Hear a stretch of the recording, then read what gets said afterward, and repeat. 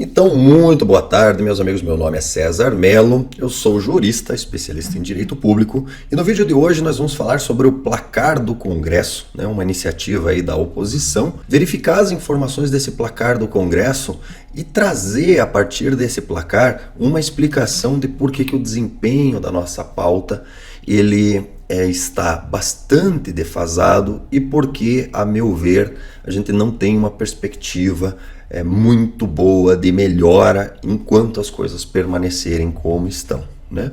Então, esse placar do Congresso, ele é uma coisa muito boa por trazer informações que trazem uma explicação, mas não pelo motivo que as pessoas que estão divulgando o placar do Congresso dizem que são. Então, da mesma forma que eu fui o primeiro a trazer para vocês a informação de que a lei de abuso de autoridade não era uma lei pró-corrupção, como estava sendo vendido por muita gente da direita para vocês, eu vou explicar para vocês por que esse placar do Congresso explica por que estamos no buraco que estamos e por que o comportamento de muitos dos nossos deputados que estão, assim como alguns estiveram um tempo atrás comemorando que regularam o arco e flecha como se fosse uma grande coisa, muitos dos nossos deputados também estão comemorando uma forma de agir que na verdade só joga a terra para cima e cai na cara da gente, tá? Então, o tema do vídeo será esse, vamos à vinheta e seguimos com o vídeo.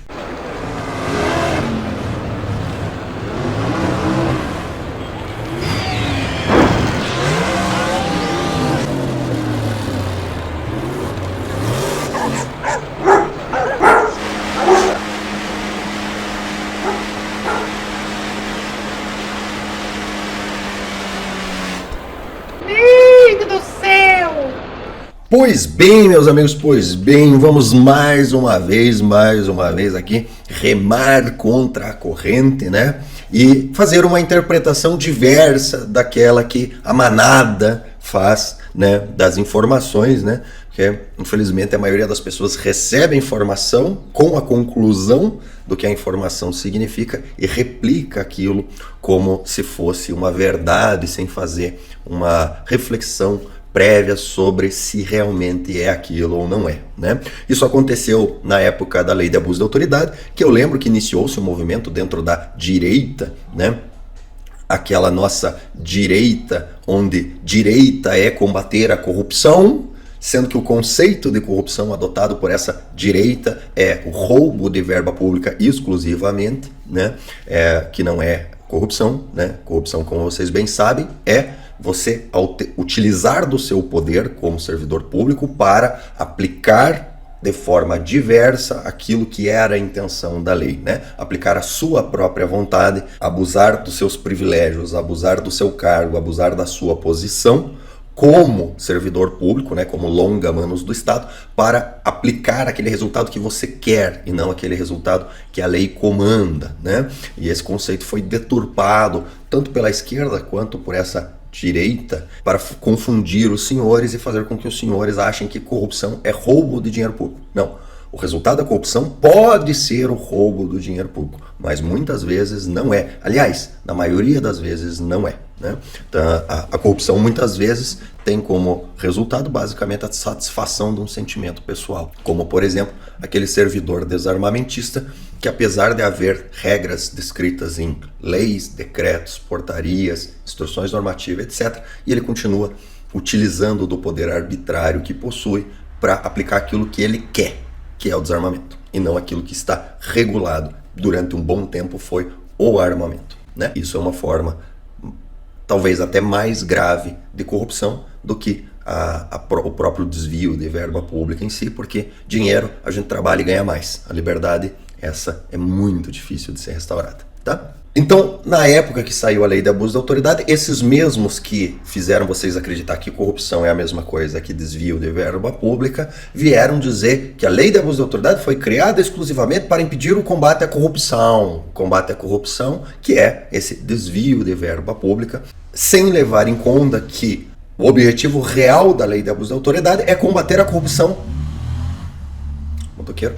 É combater a corrupção em seu sentido original, que é o servidor público fazendo o que quer e não o que a lei comanda, né? E eu trouxe a vocês uma perspectiva diversa, que era a perspectiva de, gente, para quem é CAC, para quem lida com questão de armamento, essa lei é uma maravilha. Por quê? Porque por se tratar de uma atividade excessivamente regulada, nós estamos sujeitos o tempo todo e sempre a folclores tirados da bunda, que nada mais são do que corrupção. E essa lei nos traz algumas ferramentas capazes de combater os folclores tirados da bunda, ou seja, capazes de combater a corrupção que nos afeta diretamente. E acredito que logrei um certo grau de sucesso em trazer essa outra perspectiva sobre a lei de abuso de autoridade para nós, trouxas pagadores de DARF, que estamos do lado da ponta do chicote, uma vez que a lei de abuso de autoridade só atrapalha quem maneja o chicote, pouco atrapalha quem está no papel de fornecer as costas para ser chicoteada, certo? E de igual forma, eu trago para vocês uma perspectiva diversa sobre a real função e a real análise que deve ser feita sobre esse placar do Congresso, né? Então, para quem não conhece, o placar do Congresso é esse site aqui, né? Onde nós temos aqui um ranking de alinhamento da Câmara dos Deputados. Quando você abre a página, ela abre nisso aqui. A única coisa que eu mudei foi a porcentagem de oposicionismo, tá? Essa é uma página que ela basicamente diz, né, classifica a porcentagem de vezes em que certo deputado votou contra ou a favor o PT, tá? E tem muita gente fazendo a interpretação, isso está sendo vendido para os senhores como o seguinte: quanto mais oposição o cara for, melhor é. Mais bacana é o deputado, mais de direita é o deputado, mais a gente deve apoiar o deputado, porque o objetivo final é ser 100% votando contra o PT, não importa sobre o que trata o projeto, não importa que motivo, não importa o que seja. O PT foi a favor, nós vamos ser contra, certo? É isso que está sendo vendido.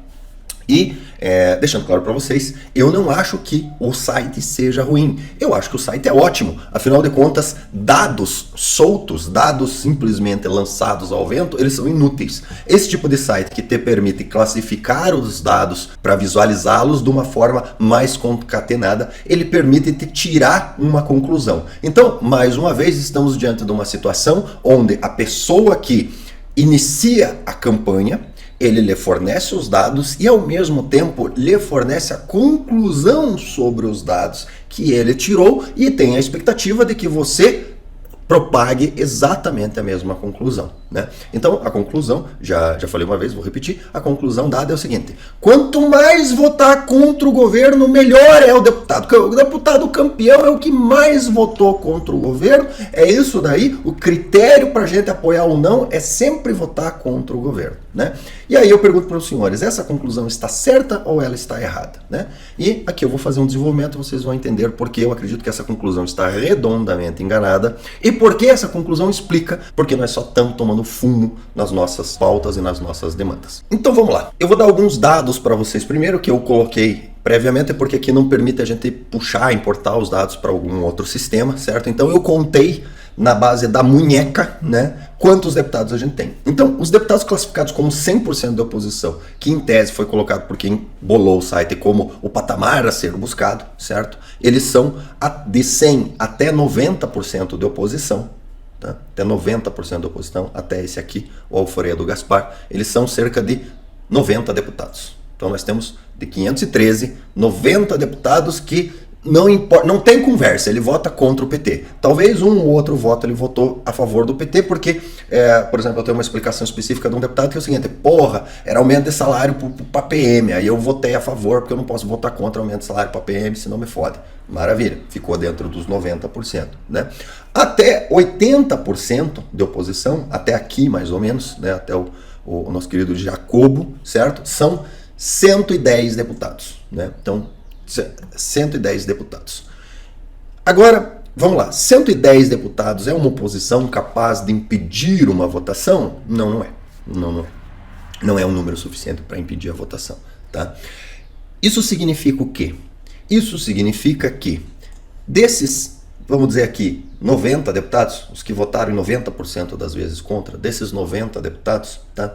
Esses são os deputados onde o PT sabe que não adianta nem conversar. Não adianta conversar. Se não for um projeto, alguma coisa que é da base eleitoral do cara, vamos dizer, o cara é polícia, é um projeto da base que é do interesse dos polícia. ele não pode votar contra, porque se ele votar contra, ele não se reelege, porque a base eleitoral dele é aqueles caras lá, certo? Ah, o cara é vigilante, é um projeto a favor dos vigilantes. Não importa se o PT é a favor ou o PT é contra, ele vai votar junto. Então, naqueles 10% que ele votou de a favor com o PT, ele não votou de a favor com o PT, ele votou por coincidência junto com o PT, porque era um projeto de interesse da base eleitoral dele, portanto ele era obrigado a votar com o PT. Isso significa o que para o PT, para o governo? Isso significa o seguinte: adianta conversar com esse cara? Adianta alguma coisa conversar com esse cara? Esse cara não está classificado como oposição automática, né? Não importa o que você faça, ele vai votar contra, né? Esses aqui, ó, né, que são aqui o ideal, 100% contra o governo, 100% contra o governo. Pode ser um projeto da base dele, né? O projeto aqui dos procuradores, não sei quem, não sei quem. Ah, mas o PT orientou a favor, eu vou votar contra, né? 100% contra o governo. Adianta conversar? Adianta conversa? Tem alguma conversa? Tem algum diálogo? Tem alguma coisa que possa fazer para você fazer o cara mudar de ideia? Não tem. Então, o que acontece? O que eu ponho? Qual é a minha análise pessoal, César Mello, de análise do ranking da oposição? É o seguinte: daqui até aqui, ó, 90% da oposição, tá? É a mesa das crianças. É a mesa das crianças, né? Quem tem família grande sabe como é que funciona no Natal, né? Os adultos querem conversar, querem saber, querem dialogar, querem às vezes até discutir política e tal. Mas se você botar as crianças sentadas junto na mesa, elas só atrapalham. Elas não te deixam comer, elas não te deixam conversar, elas ficam uma provocando a outra, gritando e tal. Então o que você faz, né? Como é aquele momento onde a única vez do ano que você consegue juntar toda a família e poder conversar e saber o que você faz. Você põe os adultos que vão conversar e falar, às vezes até discutir o inventário da avó, né? Numa mesa. E as crianças, você põe em outra mesa, por quê? Elas não vão comer o peru mesmo, elas não estão nem aí com a comida, elas só querem fazer uma bagunça. Então você faz um pratinho lá, qualquer coisa lá, põe lá para as crianças lá, quando elas se quiser comer, come, se não quiser, come e dane-se, tá? Porque é o único dia do ano que você consegue sentar e conversar com a família e às vezes até acertar o inventário da avó, né? Adianta as crianças sentarem? Não adianta. É Natal, você não vai brigar com teu filho porque ele não quis comer e tal. Então, dane-se. Bota as crianças sentadas lá. Por quê? Porque as crianças não interessam a conversa, tá? Não há nenhuma vantagem em se perder tempo perguntando para essa criança se ela quer isso ou se ela quer aquilo, né? Não é interesse, né? Então, qual a minha interpretação disso aqui? Até aqui é a mesinha das crianças, meus amigos. Até aqui é a mesinha das crianças. Quiçá, até aqui é a mesinha das crianças. Por quê?